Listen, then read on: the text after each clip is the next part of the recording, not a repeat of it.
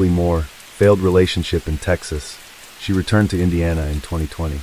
Later that year, she was involved in a motor vehicle accident and left the scene before police could talk to her. She was charged with DUI, fleeing an officer, and leaving the scene of an accident. She was found guilty in a jury trial and given a 2.5-year suspended sentence. She was only required to serve 12 days in jail and was able to complete her time over several weekends, presumably so she could work during the week. At some point, she and Nick rekindled their relationship, but it was rocky. He got a protection order against Chelsea, but the judge dismissed it when the court found out that he was violating the order by staying with her. He ended up in jail for 2 days, and she pled to a misdemeanor invasion of privacy. As part of her plea deal, she was given a 6-month suspended sentence and probation. While Chelsea was running around and getting into trouble, Trevor and Brittany were raising Christian. Brittany said he was a happy and outgoing boy who never seemed sick and always had a healthy appetite. In 2020, the couple married and continued to raise Christian as their own throughout 2021. Their social media accounts are full of simple moments that reflect their love for each other and for Christian. In one, Brittany snapped a picture of 2 homemade cookies she'd found in her packaged lunch. On the corner of the plastic bag, Trevor wrote, "Have a good night, Trevor and Christian." Her caption for the photo said, "Open my bag and found this. It's the little things in life that mean the most. I love you both." Christian stayed with them for over 3 years. By then, he was 5 years old, fully potty trained and old enough to start kindergarten though. With a birthday in July, he must have missed the cutoff. In 2021, Chelsea got pregnant for the 4th time. She had another baby boy in November that year. After the baby was born, she decided she needed to have her family back together. She got the girls back and asked Brittany and Trevor to return Christian, because there was never a formal arrangement. They hadn't adopted him and didn't have any established legal right to keep him. They had to give him back to his mother. They were allowed to keep him for one more Christmas, but on January 8, 2022, he moved back in with Chelsea at her home on Southwestern Avenue in Portland, Indiana. Since he wasn't in school yet, he would be spending every day at home with Chelsea and the baby. The next 74 days to make every one of those days a nightmare for him. She would later claim she was suffering from postpartum depression and other mental illnesses, but it doesn't explain why she insisted on having him there when she wasn't well enough to care for him. Around this time, Nick claimed Chelsea told him she wished the boy were dead.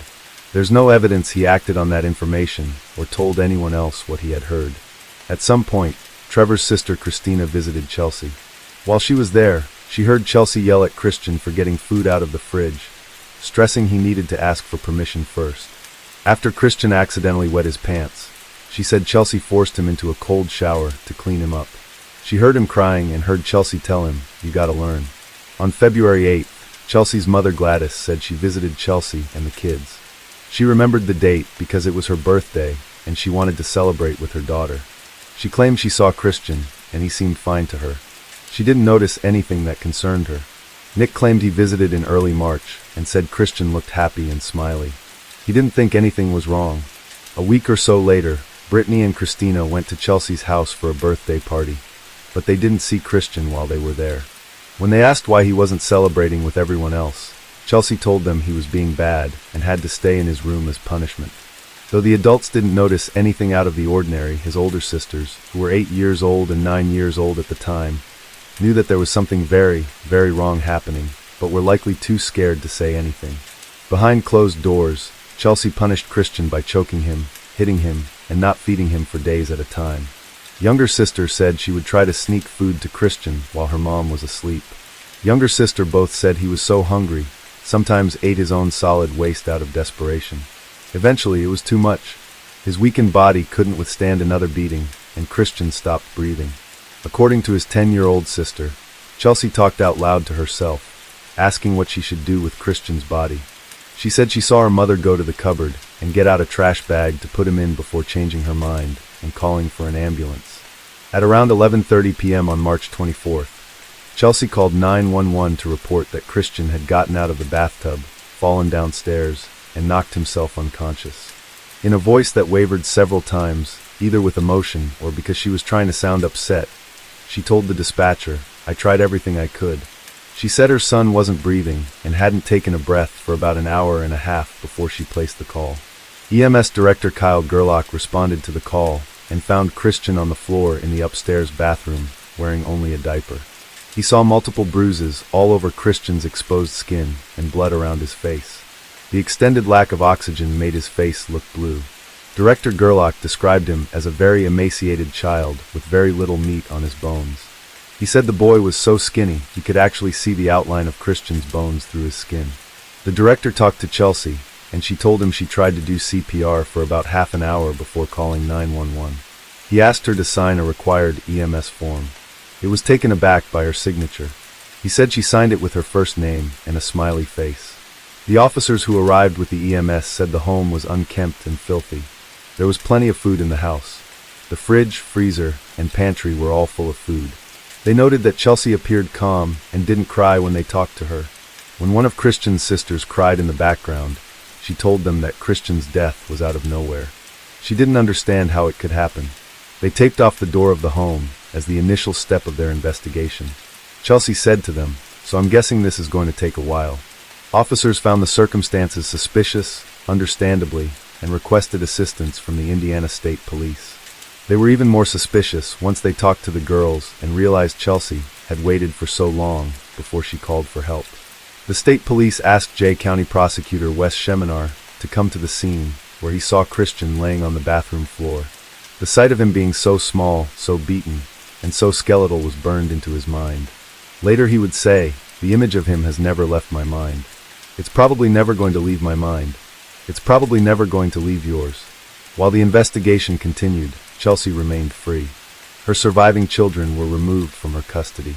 In response, she posted online, "My heart is broken into a million pieces. I just want my babies." The next day she posted a longer request for spiritual help saying, "Prayers please. They took my kids, even though they seen for themselves they're great. They fought to go with police and DCS. They are traumatized, and so am I. Mom loves you kids with everything in me. Y'all are my whole world, my reason for life. I never would have imagined our worlds getting turned upside like this, but I'm praying everything turns out okay, and we can all be back home together soon. Or at least even if not that, y'all will be all together with family. God, please help me to stay strong myself, but also for my babies to be together and stay strong too. I'm putting it in the Lord's hands too. I'm nothing without y'all, so I'm praying we are all home together again soon." Members of the community saw her posts online and were disturbed by her lack of care for the son she lost. Locals Shelley Pfeiffer and Vivian Pryor were so upset by the situation they felt compelled to organize a vigil for Christian a few days after his death. Shelley said, "The mother was publicly putting stuff on Facebook and didn't seem to care about the child. There was no remorse. She had nothing to say about him, and it was very strange. As a mom, I think she would be absolutely heartbroken." Vivian agreed that more attention needed to be given to Christian. She said, "I wanted to put on a vigil because I felt like as a community we needed to mourn this child.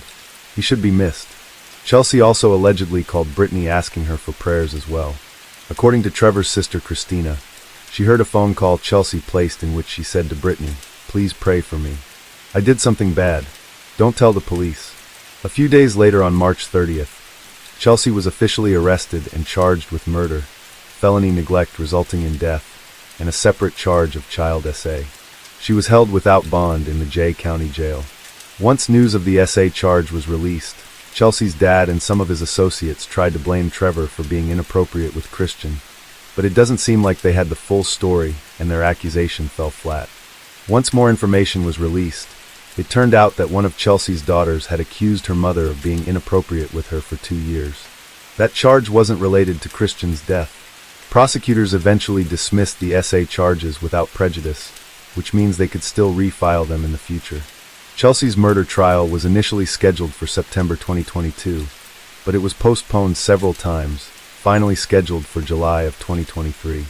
It began on July 17th, with Judge Brian Hutchinson presiding. During the trial, prosecutors argued that Chelsea had deliberately and systematically starved and tortured Christian over a period of 74 days.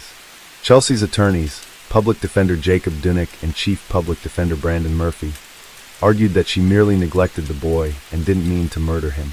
The public defender said that Chelsea was, now these are his words, a non-vaccination mother that didn't believe in doctors. He said, "The evidence in this case will show Christian had a short and tragic life. The final days of his life, he desperately needed medical care because medical treatment could have saved him." Her attorney argued that his death was the result of neglect, and not CA Chief Public Defender Murphy blamed everyone else in Christian's life except Chelsea, because no one did anything to save him. He said not one of them picked up the phone to call CPS. His death was preventable. It took one phone call from somebody else who cared. Prosecutors argued Chelsea did more than fail to take care of her son. He said that she had made a conscious decision to kill her son, and continued to follow through on that decision. They pointed out that the two girls were healthy and well-fed, and only Christian was starving. They brought Brittany in to testify. She explained he had never had any problem eating and maintaining a healthy weight while she was taking care of him. When asked if he was a picky eater, she said he liked food. Police investigators testified about the evidence they found during a search of Chelsea's home. They found a checkered blanket that smelled of urine that they suspected the boy used. They also found a black and blue notebook that had "I hate Trevor" written on it, which might explain what motivated Chelsea to mistreat Christian so badly. They found the trash bag that Chelsea's oldest daughter had mentioned in her initial statement, as well as texts on Chelsea's phone confirming that Christian had eaten his waste, which matched what the girls had independently told investigators. Coroner Michael Brewster said he believed Christian had been tortured in what he called a prolonged 74-day horror show. He described the boy as emaciated and so severely malnourished and dehydrated that he failed to thrive. During the autopsy, the coroner observed injuries consistent with being beaten, spanked, and choked, including numerous bruises and contusions on his body and abrasions and injuries to his face. He also noted 2 serious injuries, one on Christian's neck and another on his ear. According to Coroner Brewster, the cause of death was complications from blunt force trauma to his head and oral cavity, and his manner of death was homicide. Prosecutor Sheminar showed the jury pictures from the crime scene, so they could all see his pale white face, dark marks around his eyes, skeletal nose, and emaciated body. He also showed Grandma Gladys the same picture after she testified about how the boy seemed healthy and fine on several occasions when she saw him. When she looked at the photo, she began to cry and said, "That's not what I saw, he didn't look like that." Prosecutor's final witness was pediatric CA expert Dr. Tara Halloran. According to the doctor, Christian's average caloric intake for the final 2 months of his life was nearly 0 calories a day. In his closing argument, Prosecutor Sheminar reminded the jury that Chelsea made the decision to starve her son day after day after day. He said, "What do you say about a case like this? 74 days is what keeps coming back to me. 74 days is how long it takes to starve a 5-year-old boy. Every second of every minute of every hour for 74 days, she made a conscious decision to not feed her son. How could anybody, let alone his own mother, inflict horror on a little child? This was a horrific way to kill somebody. It took 74 days of methodically sticking to the program of not feeding Christian and beating him. We treat animals better than she treated Christian. Just a little more than an hour, the jury found Chelsea guilty of 1 count of murder and 1 count of neglect of a dependent resulting in death. After the verdict was read, the jury was asked to start the second phase of the trial, during which they would determine an appropriate sentence for Chelsea. Her attorneys argued for a sentence of 55 years because of mitigating factors. They argued she had no previous felonies as a factor in her favor. They also asked the jury to consider her previous struggles with mental health, her difficult family history, and her limited resources. The prosecution, however, was in favor of life without parole. They asked the expert on pediatric CA to explain the difference between CA and torture. She said in order to meet the definition of torture, the physical CA must have occurred on at least 2 separate occasions or 1 prolonged occasion. CA must also be paired with at least 2 psychological elements, such as deprivation and isolation, as such occurred in this case. She pointed out the injuries to Christian's neck and ear, because she said those types of injuries couldn't occur accidentally. After hearing the arguments, the jury recommended life without parole. In Indiana, the jury makes a recommendation, and as long as they agree, the judge is expected to follow their recommendation. Judge Hutchinson was happy to follow their recommendation, saying, "I understand I'm bound by the jury. Even if I'm not, I think life without parole is a very appropriate sentence." And that was the sentence he officially handed down on August 24th. During her sentencing hearing, the judge told Chelsea, "There are people out there who hope you get the same treatment as Christian. I would rather the scales fall from your eyes and you live the remainder of your years in horror." Chelsea is currently serving her time in the Indiana Women's Prison in Indianapolis.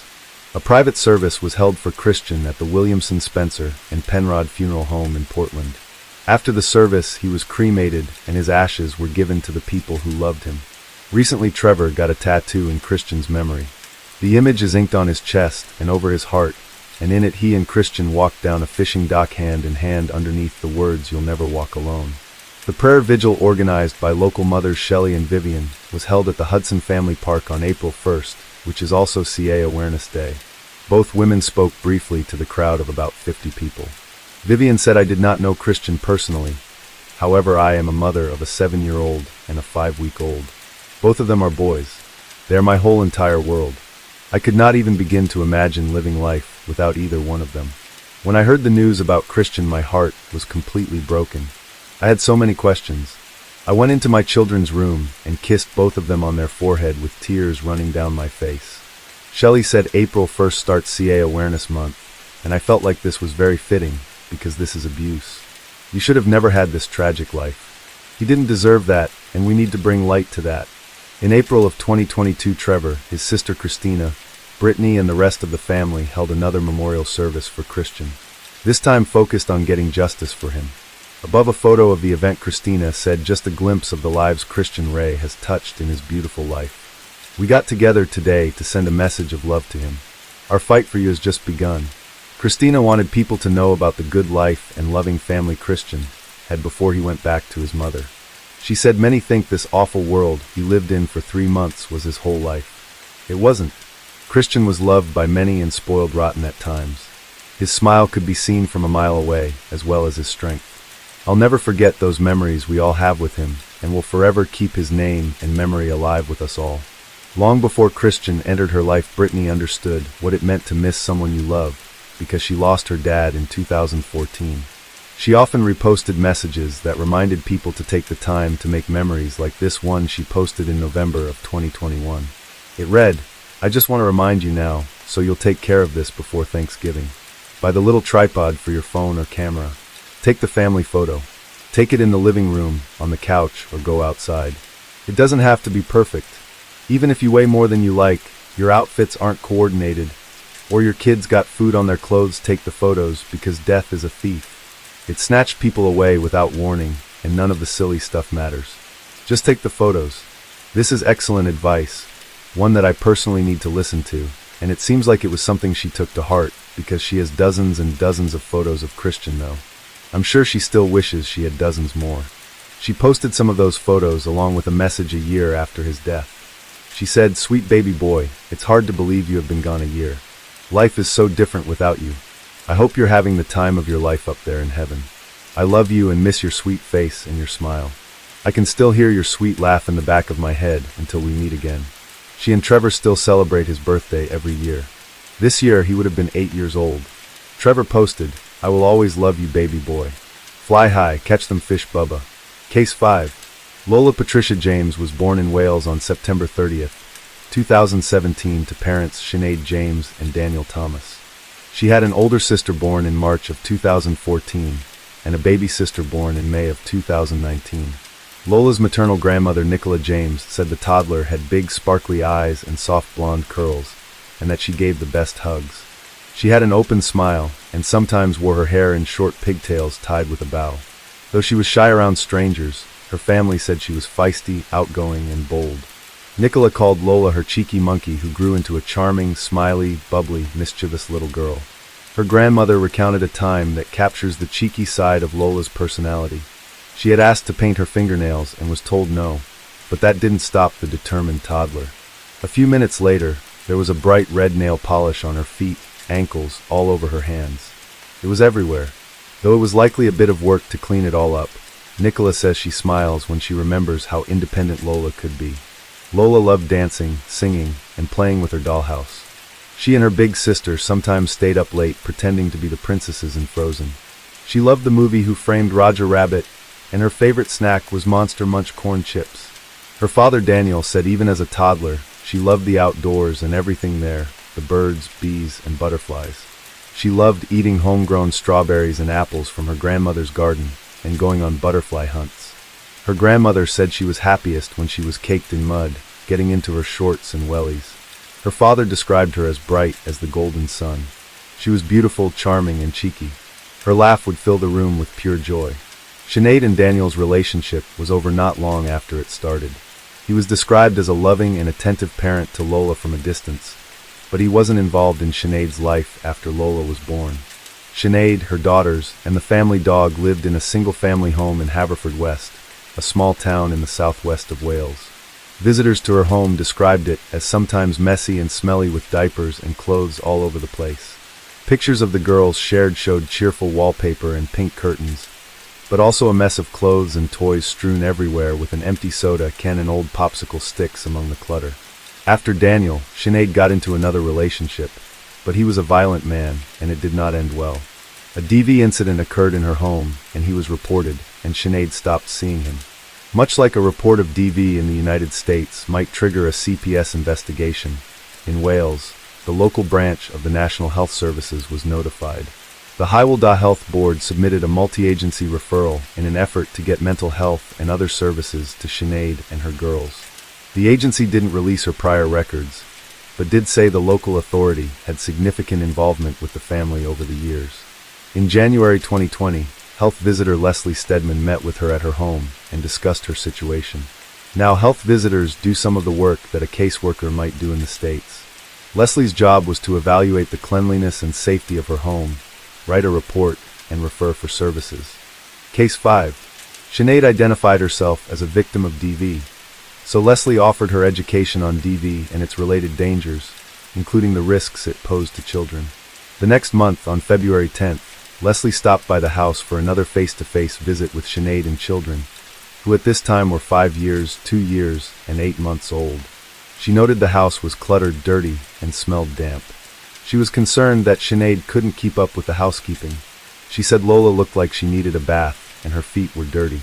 Now, like many 2-year-olds, Lola was a handful, and her mother was struggling to care for her. Evidence of this struggle can be found in her text history. In one, Sinead described Lola as a terror. She said, "She don't sit still, she beats me up." She had enrolled Lola in a program at Flying Start to help with her behavior.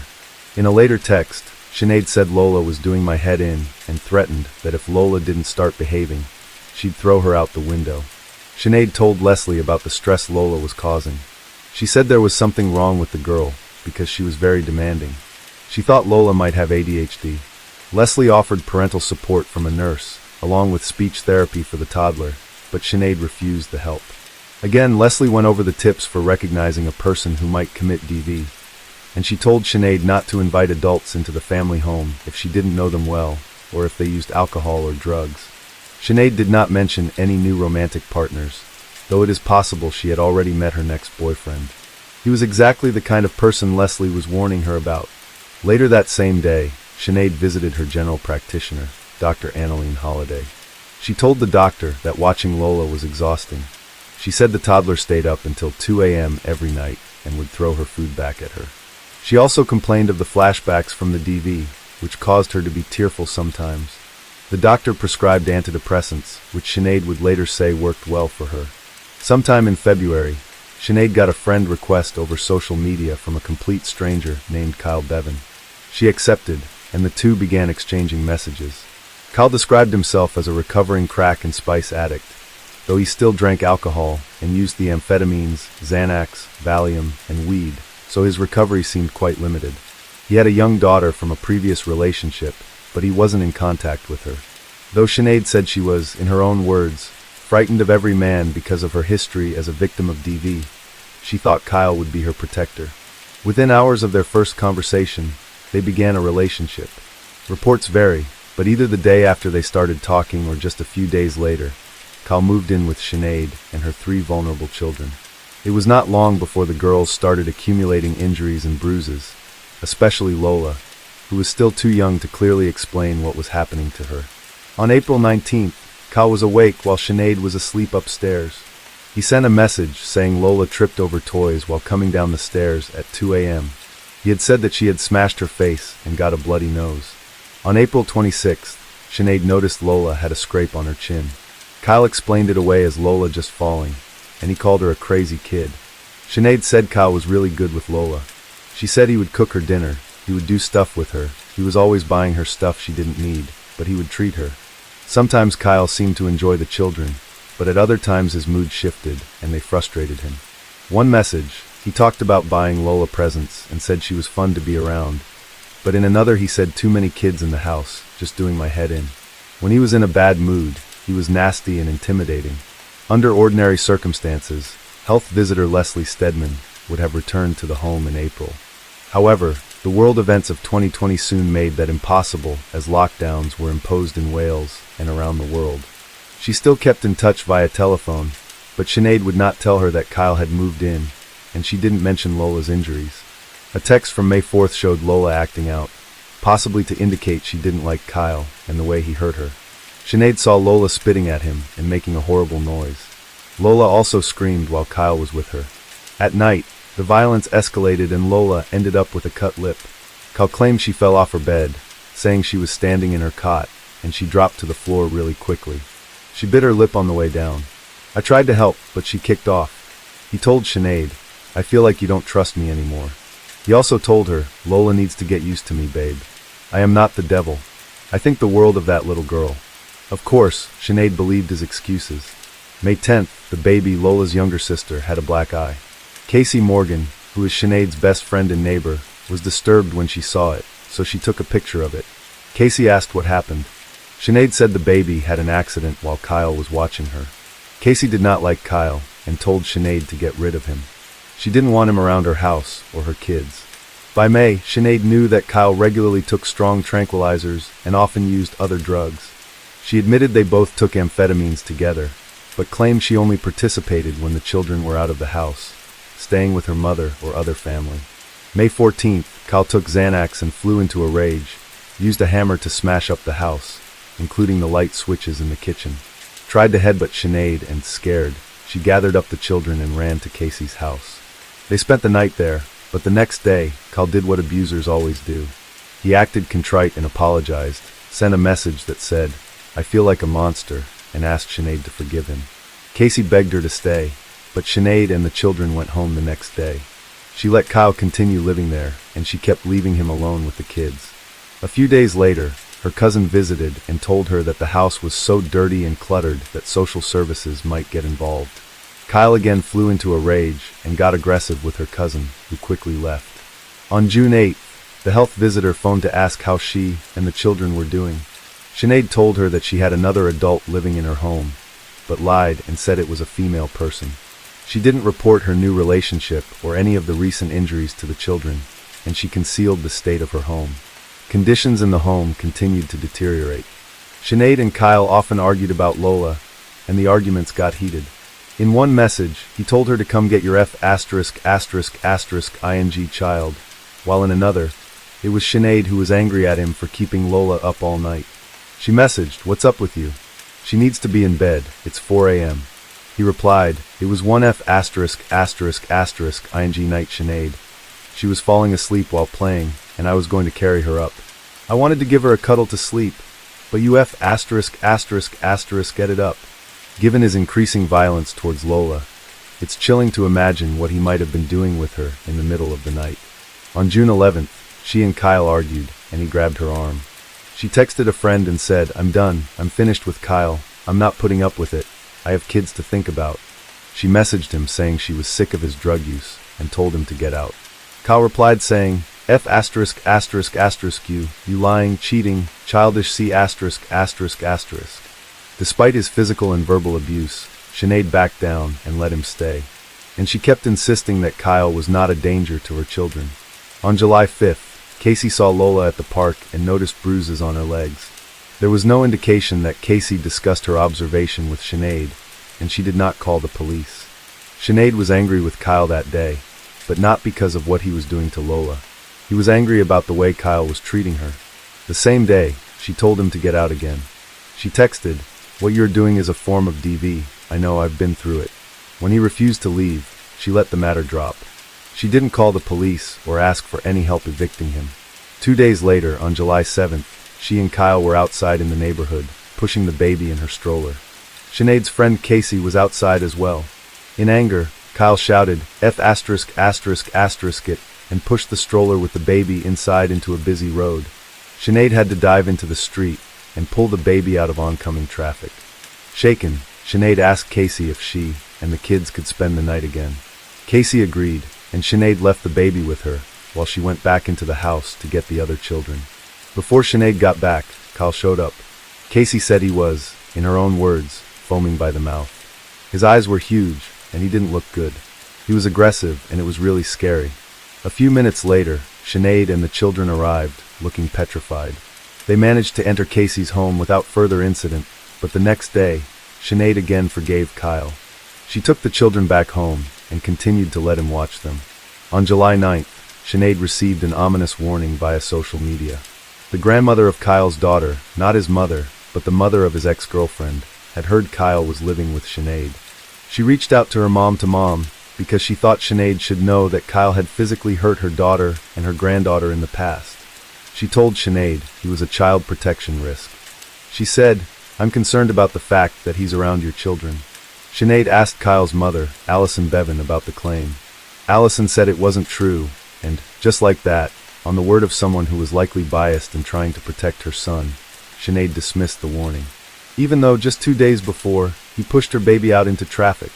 Later that day, Lola's face and nose were hurt quite badly, and again, it happened while Kyle was alone with her. Kyle blamed the family dog, who was an American bulldog named Jessie. He said that Jessie pushed Lola off the couch and face first into the coffee table. Concerned that Lola's nose was broken, Sinead asked a couple of the neighbors to look at it. Notice Lola also had marks on the side of her neck, as if someone had grabbed her there. They said she needed to see a doctor immediately, but Sinead lied and said she had already seen a doctor. Later, Kyle told her that his mom looked at Lola through a video call and said she was fine. He also told Sinead that his mom was a nurse, but that was not true. Although she did work as a healthcare assistant, she was not a nurse. It is unknown whether the video call ever happened, but Sinead believed him and never took Lola to the doctor. In fact, she didn't take any of the children to the doctor for the injuries they suffered while Kyle was there. The next day, Sinead left Kyle alone with Lola and the baby. She texted him, "You don't need to tell me what you're doing with them. I do trust you with them." The day after that, on July 11th, Lola had another accident while Kyle was watching her, and Sinead texted, "Don't feel bad." Although Sinead has never explained, something must have happened during the next 5 days because on July 16th, she asked for Kyle's birthday and told him she wanted to run a Clare's Law check on him. Clare's Law, also known as the DV Disclosure Scheme, was implemented in 2014 by all police departments in Wales. named in honor of Claire Wood, who was murdered by her partner. It allows the police to divulge information they have about dangerous people likely to commit DV. Kyle refused to give Sinead his date of birth and said, "I don't have to give it to you. They won't find anything on me." Still, even with her suspicion aroused, she did nothing to remove Kyle or her children from the home. That night, her mother was supposed to watch Lola, but Nicola called and said she was feeling too sick. Sometime between 7 and 8 p.m., Sinead went to bed and left Kyle alone downstairs with Lola. Kyle said he took several pictures of her using Snapchat filters and then put her to bed. A few minutes after midnight on July 17th, Sinead was woken by a loud bang and heard Lola screaming. She went to the children's room and found Kyle holding Lola by her bed. He told her she's all right. She banged her head and "I've got this." Without comforting Lola or looking at her head, Sinead believed him and went back to bed where she fell asleep. Over the next 4 hours, Kyle beat the toddler, causing multiple injuries. At 4:26 a.m., he took pictures of bruises on her back. In the image, she was still conscious and able to sit up on her own. Temporary tattoos, the toy kind that are sometimes prizes inside of cereal boxes, were visible on her arms. Sometime after taking the picture, he continued the assaults. 2 hours later, around 6:30 a.m., he Googled the phrase, "My 2-year-old child had just taken a bang to the head and gone all limp and snoring." He also searched for loss of consciousness. 6.37, he took a screenshot of a website on his phone. The image he captured clearly states that if a child has symptoms like excessive bruising, swelling, or loss of consciousness, he should call for an ambulance immediately, but he didn't call for help. The next 2 minutes, he took more photographs of Lola, who cannot sit up on her own and appears to be unconscious. The photos, her head, eyes, and lips were extremely swollen and bruised. 6.40, he calls his mother, Allison, but she doesn't answer. He sent her the photos of Lola, but she was asleep and didn't see them until she woke up at 6.55. When she saw those photos, she texted that Kyle should take the toddler directly to the hospital, but instead, he propped his phone up so he could film a gruesome 22-second video. In it, he lifted the unresponsive girl up and tried to get her to stand on her feet. He let go. Lola fell back to the floor with an audible thud. He picked her back up and sat her on the couch and said, "She's gone, she's gone." He sent the video to his mother at 6.58, but his mother claimed she didn't watch it. 7 a.m., she texted him again, saying he should wake Sinead up and get emergency help. She messaged him repeatedly over the next 13 minutes. Kyle did not respond. Instead, he tried to cover up his crime by putting Lola in the bath and dressing her in new night clothes. Around 7.20, he woke Sinead up and told her that an ambulance was on its way because Lola was all limp and had fallen down the stairs. He held out his finger and showed her a piece of Lola's tongue that he said she had bitten off, but no ambulance was on its way because he had still not called one. At 7.28, almost an entire hour after he Googled unconsciousness, he asked his mother to call an ambulance. 7.29, Allison called emergency services. In her call, she said, "She's a 2-year-old and she's got ADHD. She has fallen top to bottom down the stairs, and they can't wake her up. She's unconscious." She also said the girl was floppy and had a massive lump on her head. She said her son didn't call because he didn't have credit on his phone, and the dispatcher told her they don't need credit to call the emergency line. 7.30, Sinead also placed a 999 call. She told the dispatcher she's fallen down the stairs from the top of the stairs to the bottom. Her head's all swollen, and she's bit the top of her tongue off. When asked why she fell, Sinead said, "The bloody dog I have. It just barged her and she fell." While Sinead was on the phone, Kyle took more photographs and videos of Lola unconscious and snoring on the couch. Around 7.34, ambulance and paramedics arrived. Kyle told paramedics, "I think the dog tripped her over and that she had fallen down the steps." They noted the girl's face was swollen and badly bruised, and she appeared to be wet. She was not wearing a diaper underneath her pajamas, which was unusual because she wore one to bed. She was badly hurt and unconscious, but she was still alive. She was rushed to the nearby Whiffy Bush Hospital by ambulance. After a short discussion with the police, Kyle and Sinead went to the hospital. Sinead's mother and Lola's father, Daniel, soon joined them there. Kyle became aggressive when the doctors asked how Lola got her injuries and threatened to rip up their notes. He also got into an argument with Daniel and challenged him to a fight. Everyone else was heartbroken and distraught, but Kyle didn't even pretend to be sad. When she was stabilized, it was clear she needed specialized treatment. Lola was transferred to Noah's Ark Children's Hospital in Cardiff, about an hour away. Sinead and her mother followed her to the second hospital, but Kyle, on the other hand, decided to go home. Kyle didn't answer the door right away when officers stopped by at 11 a.m. When he finally let them inside, they saw he had been vacuuming the living room floor, which seemed suspicious given the general disarray and dirtiness of the rest of the house. Every room was cluttered, clothes on the floor, and items on every flat surface. Even the stovetop had open cereal boxes sitting on the burners. A table in the living area was crowded with cigarette butts, empty food wrappers, and cleaning products.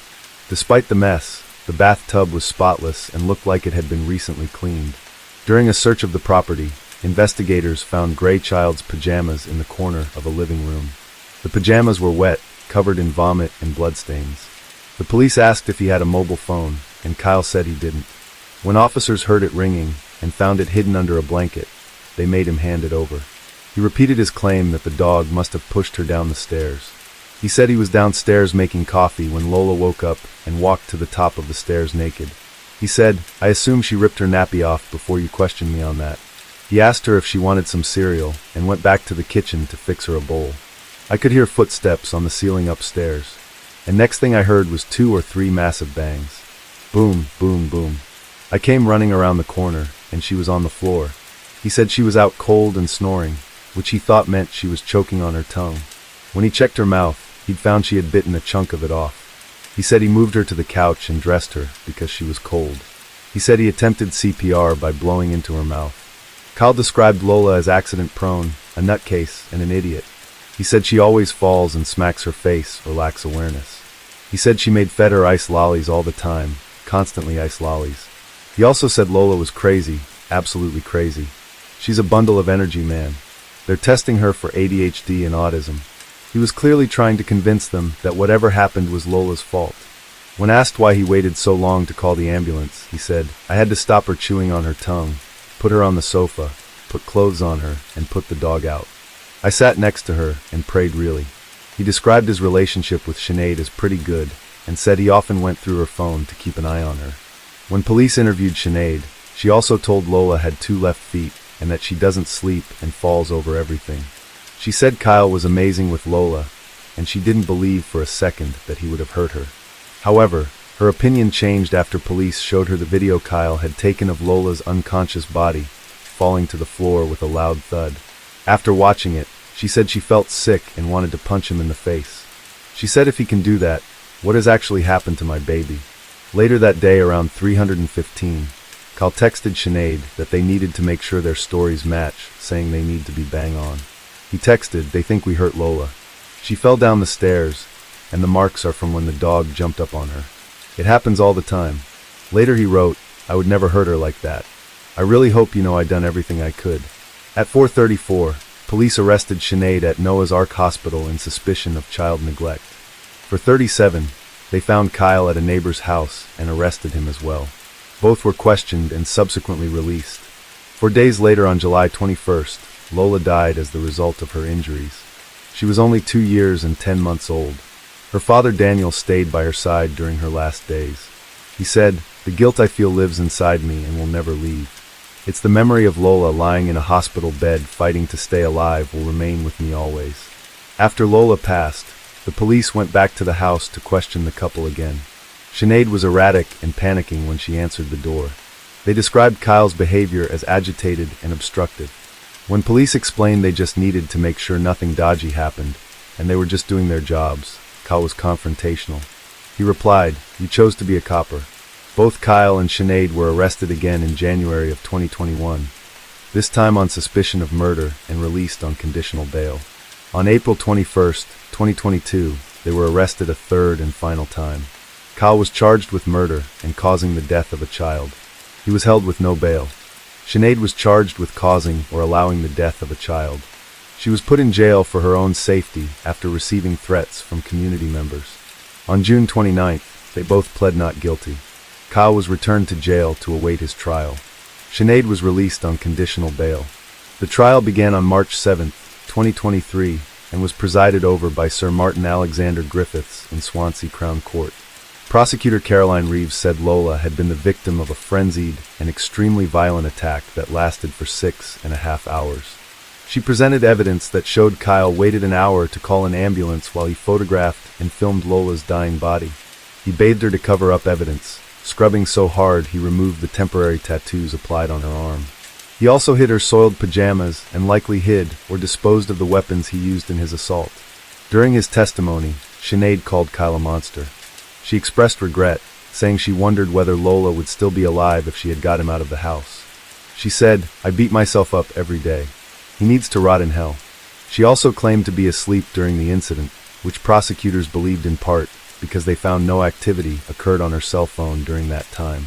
One witness called to testify was Coral Barker, who had owned Jessie the bulldog before giving her to Sinead.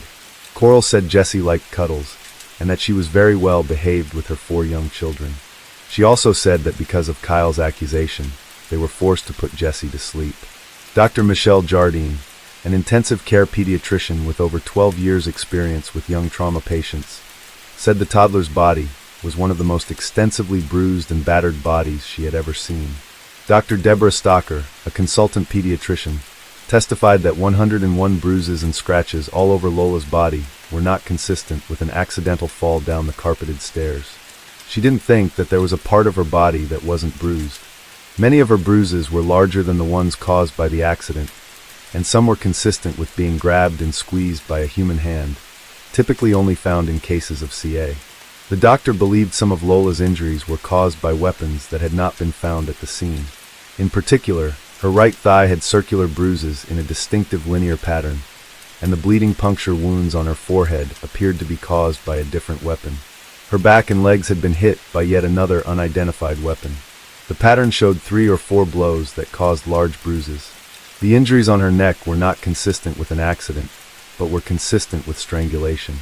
The bruising on Lola's ears almost never happens by accident. It was usually the result of a direct blow.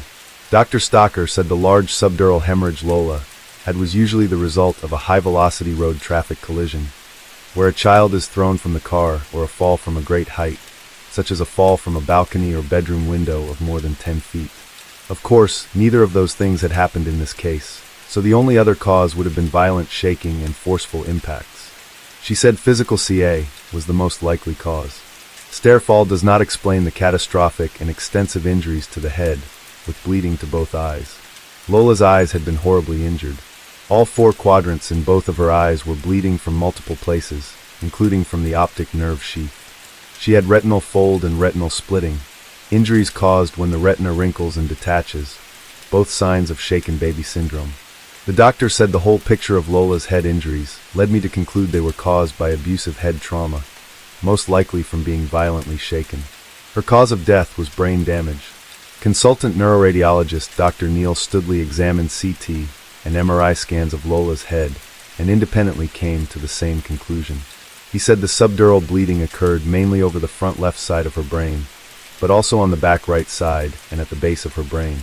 This was caused by forceful shaking and impact on the left side of her head. Her scalp was swollen in several places, as were her ears, which he pointed to as additional evidence of impact. He testified her injuries could not be explained by a fall down the stairs, and they were caused by inappropriate force. In his report, Dr. Studley wrote that the injuries inside her skull caused extensive brain damage that led her to death. They were due to abusive head trauma, likely to have occurred as a result of a shaking mechanism or a forceful impact to the left side of the head or a combination of both these mechanisms. In layman's terms, Kyle shook Lola and bashed her head into something solid. Prosecutor Reeves acknowledged that Kyle covered up his actions with multiple excuses, but she argued that Sinead should have been well aware of the risk of violence Kyle posed. As a mother, it was her job to protect Lola, but Sinead did nothing. The jury deliberated for 10 hours. On April 4th, they found Kyle guilty of murder and Sinead guilty of causing or allowing Lola's death. At the sentencing hearing on April 25th, Lola's grandmother and father both gave impact statements. Nicola addressed Kyle directly saying, "You killed my Lola and you have broken her family. I hope with the time you have now, you can understand what you have done. Lola's clothes still hang in the wardrobe and her toys are still in the cupboard, but she is no longer here." She also told the court she lives with constant regret because she felt ill on the night her granddaughter needed her the most. Daniel grieved the life Lola would never get to live. He said, as a parent, all I could hope for is that Lola would continue to grow with happiness and health, with the courage in her heart to know she could be anything and do anything she wanted, but that will never be. I will never get to meet my daughter as a teenager or a woman. All I have left are memories of a beautiful baby and dreams of the child she can never become. Before Justice Griffith handed down their sentences, he considered mitigating factors such as the possibility that Sinead was afraid of Kyle, but ultimately determined she was not. Messages between the two didn't indicate fear. Instead, she showed she was in control and able to leave when she wanted. She had the support of friends, neighbors, and family. Even with other options, the judge said she consistently prioritized the relationship with Kyle Bevan over concern for her children. For her crime, he sentenced Sinead to 6 years in prison. She must serve 3 years before becoming eligible for release on license, which is similar to what we would call parole. Justice Griffith noted Kyle's lack of remorse. He said Kyle started to hurt Lola at midnight, and he carried on until she was unconscious at 6:30 a.m. Because this sustained, deliberate, and violent attack was completely unprovoked and carried out against a vulnerable child, he sentenced Kyle to life in prison. She must serve a minimum of 28 years before possible release on license. Sinead also lost custody of her surviving children, although she remained in contact with them. Mother Nicola said she hopes Sinead gets the help she needs while behind bars. Lola's funeral was held in St. David and St. Patrick Catholic Church in Haverfordwest on September 15, 2020. After the service, her pink and white casket was taken to the cemetery by horse and carriage. The route through town was announced, down Captain James Hill, through Front Street, and North Road across Marble Hall. The family asked the community to watch the procession and encouraged them to clap, cheer, or let off a balloon to celebrate Lola's life. She was buried at Thornton Cemetery. Citizens of Haverfordwest were deeply saddened by her death. At a makeshift memorial outside her home, they left toys and stuffed animals for the toddler. A family friend who wished to remain anonymous said, "I knew her for her entire life, and she was such a happy little girl. I have so many amazing memories of her. There was never a time that she wasn't smiling, and she had the cutest little smile. I hope that everyone dealing with this tragedy is okay, but I don't think this town will ever be the same again. So many people have been affected by this, and it's not an easy thing to go through." Local councillor Thomas Tudor agreed, saying, "It's a terrible tragedy that has happened. The town is in a state of shock." After Lola's death, the National Society for the Prevention of Cruelty to Children called for an investigation, which they call a Child Protective Review. The Society's local director, Tracy Holdsworth, asked the government to make protecting children a national priority. She said, "The review must be robust in finding whether more could have been done to protect this little girl, and how agencies working together can better prevent future tragedies." According to reporting by BBC Wales, there were an alarming number of ongoing reviews. Over 30 and at least 4 other children, in addition to Lola, died during the nationwide lockdowns. Until the reports have been published, the reason for the large number won't be clear. Experts believe the isolation likely played a part, but they don't think it was the sole cause. Dr. Dewey Evans, pediatrician and expert witness on child protection cases, said recent cuts to service have impacted the effectiveness of local agencies. He said they spend a lot of time firefighting. They spend most of their time chasing after those families where the injuries have already taken place. So there is no time or resources to prevent these risks occurring. And of course, prevention is better than cure. A child practice review was started after Lola's death, but put on hold after Kyle and Sinead's trials were completed.